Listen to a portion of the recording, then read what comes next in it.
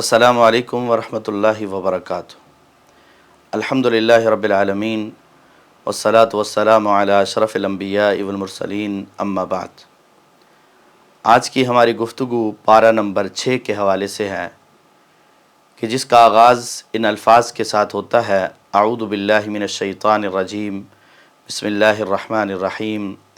لا يحب اللہ الجہر بالسوء من القول الا من ظلم وکان اللہ سمیعا علیما، کہ اللہ تعالیٰ برائی کے اظہار کو پسند نہیں فرماتے، ہاں اگر کوئی مظلوم ہے تو اس کو یہ اجازت ہے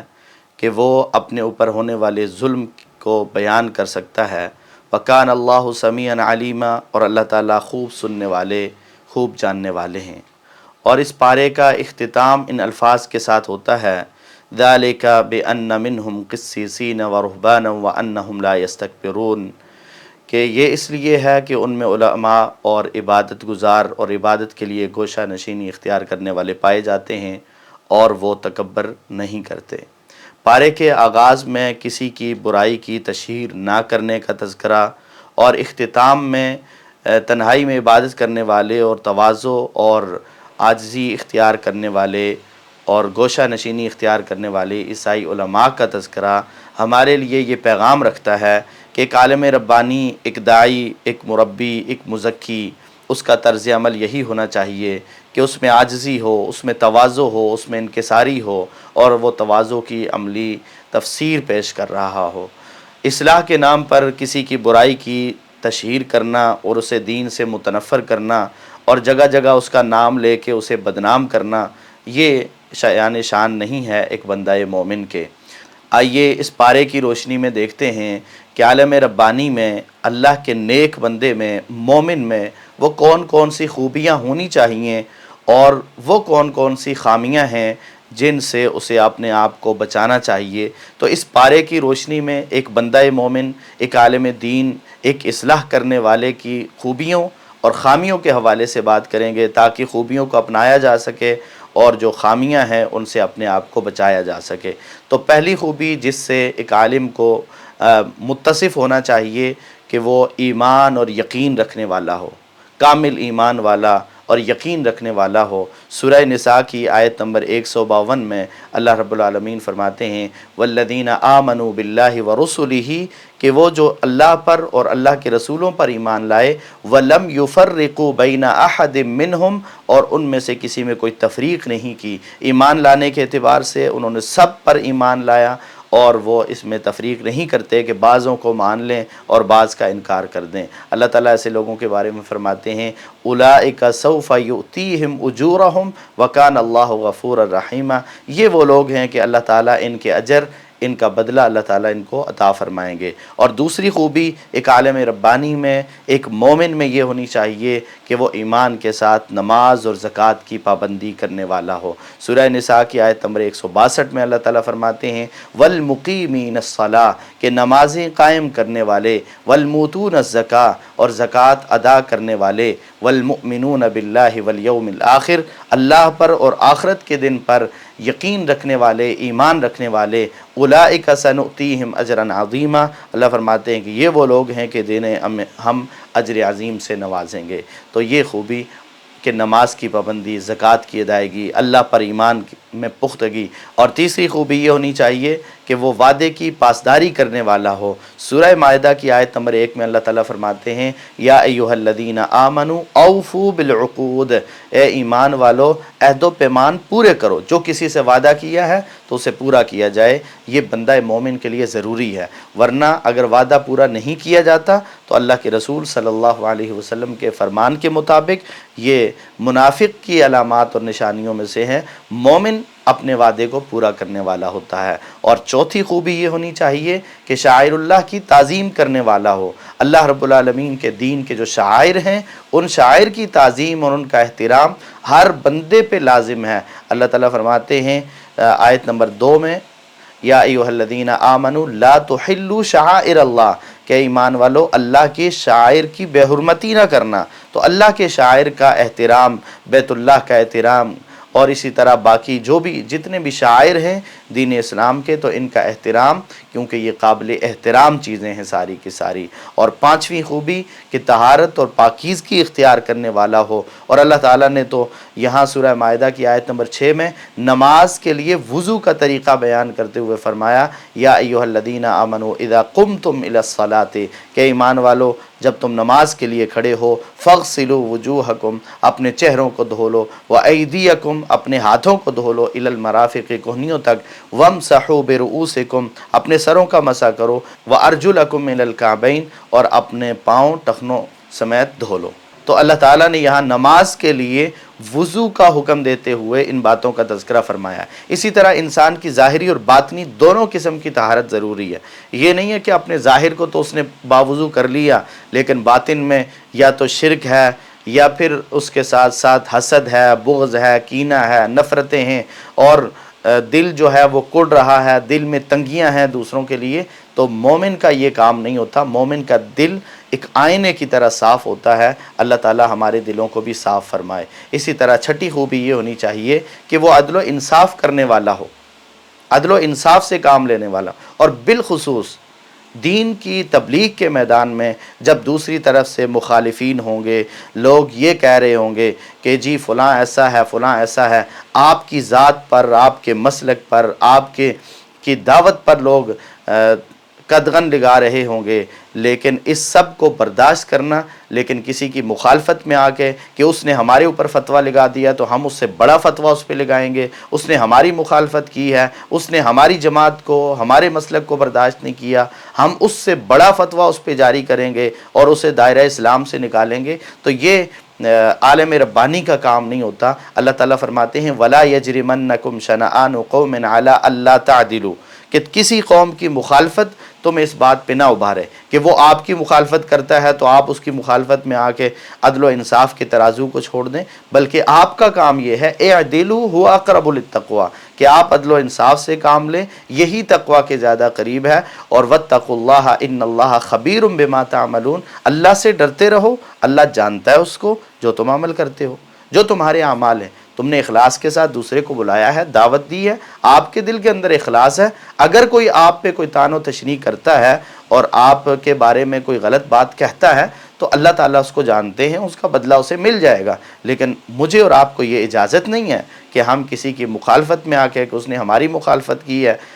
اور ہم اس کی مخالفت میں اب حد سے بڑھ جائیں اور عدل و انصاف کے ترازو کو چھوڑ دیں۔ تو کوئی اگر آپ پہ کفر کا فتویٰ لگاتا ہے تو اس کا یہ مطلب نہیں ہے کہ آپ اس پہ کفر کا فتویٰ لگائیں، اس نے اگر جہالت دکھائی ہے تو آپ کا کام ہے کہ آپ اس کے ساتھ عدل و انصاف کرنے والے، اور اللہ تعالیٰ نے کہا ہے ادفع باللتی ہی احسن، کہ آپ برائی کا جواب اچھائی سے دے دیں۔ اسی طرح ساتویں خوبی یہ ہونی چاہیے کہ دل میں اللہ کا خوف ہو،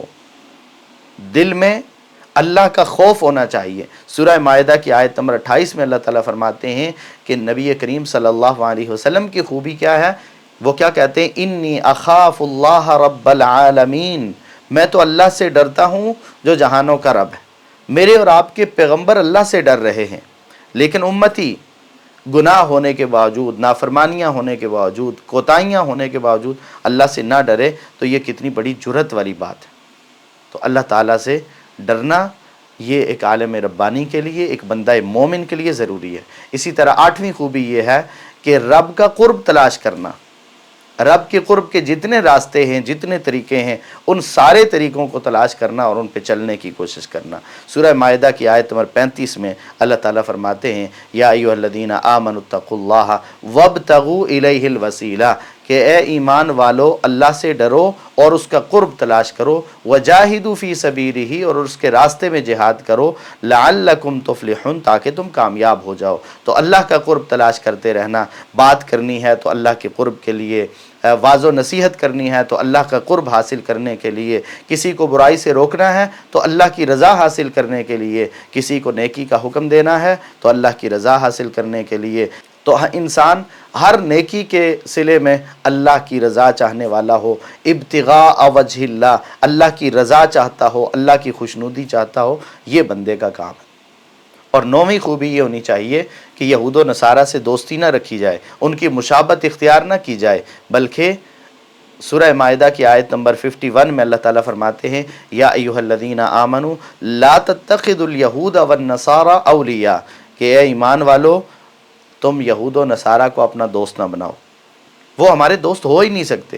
بلکہ ان کے بارے میں فرمایا بعضهم اولیاء بعض، کہ وہ ایک دوسرے کے دوست ہیں، ومن یتولہم منکم، تم میں سے جو ان کے ساتھ دوستی لگائے گا فإنہ منہم، تو وہ انہی میں سے ہو جائے گا۔ اللہ کے رسول نے فرمایا نا من تشبہ بقوم فہو منہم، جو کسی قوم کی مشابہت اختیار کرتا ہے ان کے ساتھ جاتا ہے تو وہ پھر انہی میں سے ہو جاتا ہے۔ تو اس لیے یہود و نصارہ کی دوستی نہیں، ان کے طرز عمل پہ چلنا بھی نہیں ہے۔ اور 10ویں خوبی یہ ہے کہ حق بات دوسروں تک پہنچانے والا ہو، خیر کی بات، حق بات جو انسان کو علم ہو وہ دوسرے کو بتانے والا ہو۔ اللہ تعالیٰ کے اس فرمان کے مطابق سورہ مائدہ کی آیت نمبر 67 میں اللہ تعالیٰ فرماتے ہیں یا ایھا الرسول بلغ ما انزل الیک من ربک، اے رسول آپ اس کی تبلیغ کر دیں جو آپ کے رب کی طرف سے آپ پہ نازل کیا جاتا ہے۔ تو یہ رسول کو بھی حکم ہے اور ایک ایک امتی کو بھی حکم ہے، مجھے بھی حکم ہے، آپ کو بھی حکم ہے کہ ہمیں جتنا دین آتا ہے، جتنی خیر کی باتیں آتی ہیں وہ ہم دوسروں تک پہنچانے والے ہوں اور اس کی تبلیغ کرنے والے ہوں۔ یہ تبلیغ میری اور آپ کی ذمہ داری ہے۔ تو اب ہم نے یہ خوبیاں اپنانے کی کوشش کرنی۔ پھر اللہ تعالیٰ نے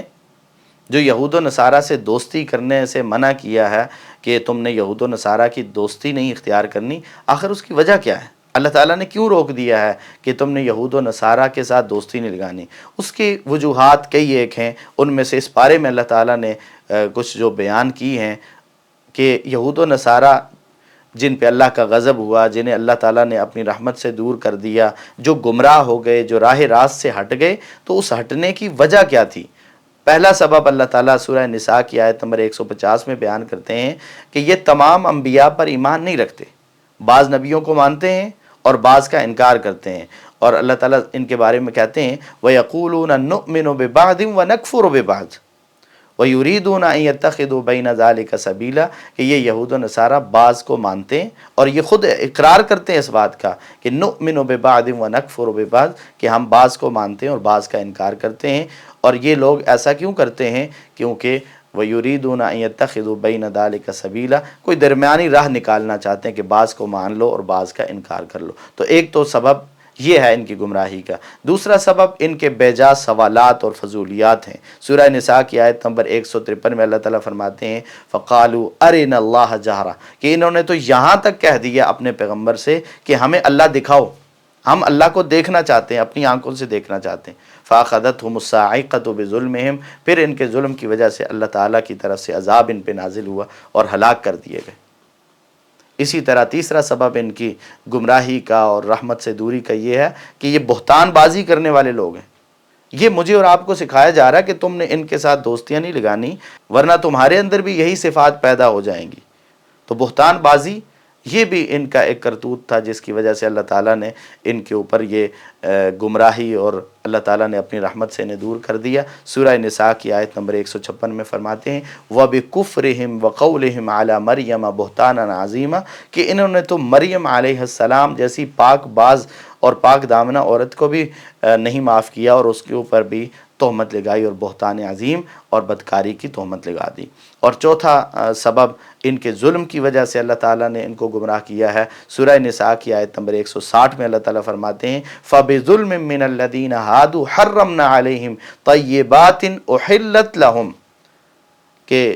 یہودیوں کے ظلم کی وجہ سے ہم نے ان کے اوپر وہ حلال چیزیں بھی حرام کر دی، ہم نے ان سے محروم کر دیا ان کو کہ جو ان کے لیے حلال تھی، لیکن انہوں نے ظلم کیا اور اس ظلم کی وجہ سے محروم کر دیے گئے۔ اور اسی طرح بِصَدِّهِمْ عَنْ سَبِيلِ اللَّهِ كَثِيرًا، اور ان کے اللہ کے راستے سے روکنے کے باعث بھی اللہ تعالیٰ نے انہیں بہت ساری حلال چیزوں سے محروم کیا۔ اور پانچواں سبب ان کی ہلاکت اور بربادی کا یہ ہے کہ یہ دین میں رکاوٹیں ڈالنے والے لوگ ہیں۔ سورہ نساء کی آیت نمبر 167 میں اللہ تعالیٰ فرماتے ہیں الذین کفروا وصدوا عن سبیل اللہ قد ضلوا ضلالا بعیدا، کہ جن لوگوں نے کفر کیا اور اللہ کی راہ سے اوروں کو بھی روکا اور روکنے کی کوشش کی، تو یقیناً یہ بہت دور کی گمراہی میں پڑ گئے۔ اور اسی طرح دین میں غلو، چھٹا سبب ان کی ہلاکت کا یہ ہے کہ انہوں نے دین میں غلو اختیار کیا ہے، دین میں یہ حد سے تجاوز کر گئے، اور سورہ نساء کی آیت نمبر 171 میں اللہ تعالیٰ فرماتے ہیں یا اہل الکتاب لا تغلو فی دینکم، اے اہل کتاب اپنے دین میں غلو نہ کرو، حد سے آگے نہ بڑھو، ولا تقولوا علی اللہ الا الحق، اور اللہ پر حق کے علاوہ کچھ نہ کہو۔ تو انہوں نے دین کے معاملے میں بھی حد سے تجاوز کر لیا اور اللہ تعالیٰ کی حدود کو پامال کیا، اللہ کی حلال کو حرام اور حرام کو حلال قرار دے دیا، اللہ کے جائز کو ناجائز اور ناجائز کو جائز قرار دے دیا۔ انہوں نے دین میں بھی خود ساختہ تبدیلیاں کر لیں اور جن کاموں کا حکم انہیں نہیں دیا گیا تھا وہ کام بھی کرنے لگے۔ اور ساتواں سبب ان کی ہلاکت کا یہ بھی ہوا کہ یہ وعدے کی پاسداری نہیں کرتے تھے،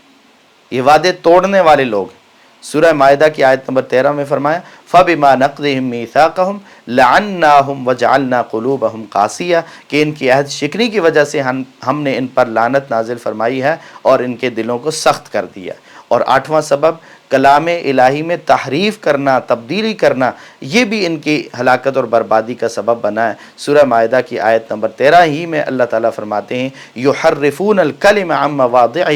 کہ یہ بات کو اس کی جگہ سے بدل دیتے ہیں، ونسوا حظا مما ذکروا بہ، اور بہت بڑی نصیحت جو انہیں کی گئی تھی اس کا بہت بڑا حصہ انہوں نے بھلا دیا ہے۔ تو اللہ کی نصیحت کو بھلا دینا، اللہ کی باتوں کو بدل دینا، کلام میں الہی کی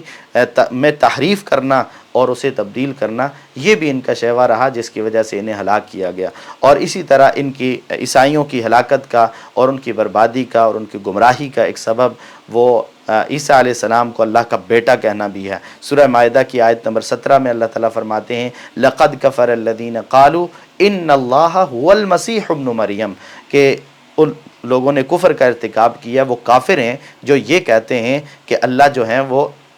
عیسیٰ بن مریم ہے، یعنی عیسیٰ بن مریم کو کہیں وہ اللہ کا بیٹا کہتے، کہیں وہ اللہ کا شریک کہتے، اور کہیں یہ کہتے کہ عیسیٰ، مریم اور اللہ یہ تینوں مل کر الہ بنے ہیں۔ تو یہ جو عیسائیوں کے عقائد ہیں اللہ تعالیٰ فرماتے ہیں کہ اس کی وجہ سے بھی ان کو اللہ تعالیٰ نے گمراہ کر دیا ہے اور راہ راست سے ہٹا دیا ہے۔ اسی طرح ایک اور سبب ان کی گمراہی کا یہ ہے، 10واں سبب، کہ یہ بزدل لوگ ہیں۔ انہوں نے بزدلی کا مظاہرہ کیا کہ جب بنی اسرائیل کو یہ حکم ہوا کہ تم بستی میں داخل ہو جاؤ تو انہوں نے کیا کہا قالوا یا موسیٰ انا لن ندخلها ابدا ما داموا فیہا، کہ یہ جو بستی کے لوگ جنہیں دیکھ کے آئے کہ وہ تو بڑے مضبوط ہیں، جب تک یہ لوگ یہاں پہ موجود ہیں ہم اس بستی میں کبھی داخل نہیں ہوں گے، یعنی جہاد نہیں کریں گے، قتال نہیں کریں گے، ہم آپ کے ساتھ مل کر ان لوگوں سے نہیں لڑیں گے۔ آپ کیا کریں فَاذْهَبْ أَنْتَ وَرَبُّكَ، بنی اسرائیل ہیں، اللہ کی نعمتیں بے شمار ہو چکی ہیں، اس سے پہلے اللہ کے انعامات بہت نازل ہو چکے ہیں، لیکن اب ان کی حالت دیکھیں کہ جب اللہ تعالیٰ نے حکم دیا کہ بستی میں داخل ہو تو موسیٰ علیہ السلام سے کہنے لگے کہ موسیٰ تو اور تیرا رب جاؤ فقاتلا، جا کے قتال کرو، انا ہاہنا قاعدون، ہم تو یہیں بیٹھے رہیں گے، ہم تو یہیں بیٹھنے والے ہیں، جب فتح کر لو گے تو پھر ہمیں بتانا، پھر ہم بھی آ جائیں گے۔ اور پھر اسی طرح 11واں سبب ان کی ہلاکت، بربادی اور گمراہی کا یہ ہے کہ جاہلیت کے رواج کو ترویج دینا اور جاہلیت کے کاموں کو لینے کی کوشش کرنا، اور اسلام کے آنے کے بعد بھی اگر جاہلیت کے کاموں کو کوئی پسند کرتا ہے تو وہ اپنے آپ کو خود گمراہ کر رہا ہے۔ سورہ مائدہ کی آیت نمبر 50 میں اللہ تعالیٰ فرماتے ہیں افحکم الجاہلیت یبغون ومن احسن من اللہ حکما لقوم یوقنون، کیا یہ جاہلیت کا حکم چاہتے ہیں؟ کیا یہ چاہتے ہیں کہ جاہلیت کے فیصلے ان پہ مسلط کیے جائیں؟ اور اللہ کے فیصلے سے بہتر فیصلہ کس کا ہو سکتا ہے؟ لیکن یقین جاننے والوں کے لیے وہ بہتر ہوتا ہے نا، جو مانے کہ اللہ کا فیصلہ بہت اچھا ہے۔ تو جن کو یقین ہی نہیں ہے تو وہ پھر گھومتے پھرتے ہیں اور گمراہ ہو جاتے ہیں۔ اسی طرح 12واں سبب ان کی گمراہی اور ہلاکت کا اور اللہ کی رحمت سے دوری کا یہ ہے کہ وہ غیر اللہ کی عبادت کرتے ہیں۔ تو غیر اللہ کی عبادت یہ بھی انسان کی گمراہی کا بہت بڑا سبب ہے۔ سورہ مائدہ کی آیت نمبر 60 میں اللہ تعالیٰ فرماتے ہیں مَن لَعَنَهُ اللَّهُ وَغَضِبَ عَلَيْهِ وَجَعَلَ مِنْهُمُ الْقِرَدَةَ وَالْخَنَازِيرَ، کہ یہ وہ لوگ ہیں کہ جن پر اللہ کی لعنت، اللہ کا غضب نازل ہوا ہے اور اللہ تعالیٰ نے ان میں سے بندر اور خنزیر بنائے ہیں۔ اور اسی طرح وعبد الطاغوت، اور غیر اللہ کی عبادت کرنے والے یہ وہ لوگ ہیں اولئک شر مکانہ، میں کہ یہ مقام و مرتبے کے اعتبار سے بدترین لوگ ہیں، وَأَضَلُّ، اور راستے کے اعتبار سے یہ گمراہ ترین لوگ ہیں، عن سواء السبیل، سیدھے راستے سے بہت دور بھٹکے ہوئے لوگ ہیں۔ تو گمراہی کا بہت بڑا سبب جو ہے وہ شرک کا ارتکاب کرنا ہے، کیونکہ شرک کرنے والا جب اللہ تعالیٰ کے حق کو پامال کرتا ہے تو پھر اللہ تعالیٰ اس کو گمراہیوں اور ضلالتوں کا شکار کر دیتے ہیں۔ اور اسی طرح اہل کتاب کی ہلاکت اور بربادی کا ایک سبب یہ بھی ہے کہ انہوں نے 3 الہوں کا نعرہ لگایا اور یہ کہا کہ 3 الہ ہیں۔ اللہ تعالیٰ فرماتے ہیں لقد کفر الذین قالوا ان اللہ ثالث ثلاثہ، کہ وہ لوگ بھی کافر ہیں جنہوں نے کہا کہ اللہ 3 میں سے تیسرا ہے۔ وما من الہ الا الہ واحد، حقیقت تو یہ ہے کہ اللہ کے علاوہ کوئی الہ نہیں ہے، کوئی معبود نہیں ہے، کوئی عبادت کا حقدار نہیں ہے، کوئی اس قابل نہیں ہے کہ وہ کسی کی مدد کر سکے اور اس کی عبادت ہو سکے۔ اور گمراہی کا 14واں سبب برائی سے منع نہ کرنا، برائی کو دیکھنا، منع کرنے کے بجائے برائی کرنے والوں کے ساتھ شریک ہو جانا۔ سورہ مائدہ کی آیت نمبر 79 میں اللہ تعالیٰ فرماتے ہیں کانوا لا یتناہون عن منکر فعلوہ لبئس ما کانوا یفعلون، کہ یہ آپس میں ایک دوسرے کو برے کاموں سے روکتے نہیں تھے بلکہ وہی کام کرتے تھے جو وہ کر رہے ہیں۔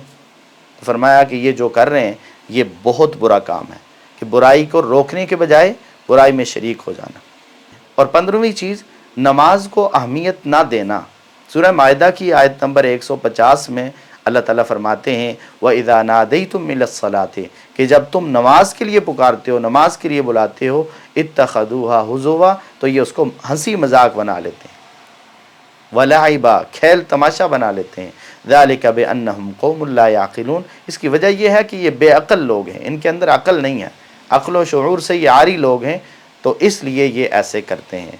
تو نماز کی حفاظت یہ مومن کرتا ہے، اور نماز کو ضائع کرنے والا وہ یہود و نصارہ کے طرز عمل پہ چلنے والا ہے، وہ یہود و نصارہ کے طریقہ کار پہ چل رہا ہے۔ تو اللہ تعالیٰ ہمیں توفیق عطا فرمائے کہ اللہ تعالیٰ نے یہاں جو خوبیاں بیان کی ہیں وہ خوبیاں ہم اپنا سکیں، اور جن خامیوں کی وجہ سے، جن گناہوں کی وجہ سے اللہ تعالیٰ نے یہود و نصارہ کو گمراہ کیا ہے، انہیں اپنی رحمت سے دور کیا ہے، اللہ تعالیٰ ان گمراہیوں سے ہمیں بچنے کی توفیق عطا فرمائے، ان برائیوں سے بچنے کی توفیق عطا فرمائے، اور کتاب و سنت کے مطابق زندگی گزارنے کی توفیق عطا فرمائے۔ وآخر دعوانا ان الحمد للہ رب العالمین۔